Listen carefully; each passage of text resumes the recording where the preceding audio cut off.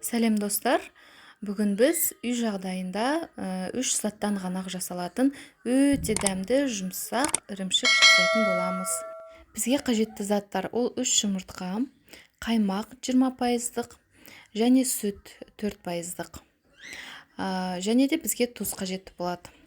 Ең алдымен сүтті ыдысымызға құйып, қайнауға дейін жеткіземіз.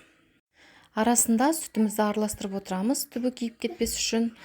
Қайнағанға дейін бірінші біз 200 грамм қаймақты ыдысымызға салып аламыз. 3 жұмыртқамызды жарып саламыз, одан кейін жақсылап араластырып аламыз. Сүтіміз енді қайнай бастаған кезде жаңа қаймағымызды құйып араластырып отырамыз. 1-2 чайная ложка тұз салуды ұмытпаңыздар. Бізде сүтіміз осылай іртік бола бастайды. Дуршлактың бетіне мен міндетті түрде осылай 2 слой марляны салып алдым. Қазір өзімізге форма жасау үшін осы марлямен ыңғайлы болады. Жаңағы шыққан массамызды осында құямыз. Марлямызбен жаңағы ірімшігімізді сүзіп аламыз дуршлактың бетінен. Енді осындай пластмасса ыдысымыздың астын тесіп бірінші даярлап алдым. Әдемі форма беру үшін осындай затты қолдансаңыздар болады. Осының ішіне салып, қасықпен барлығын тегістеп, нығыздап шығасыздар. Үстіне міндетті түрде осындай ауыр зат қою керек. Жақсы формаға келу үшін.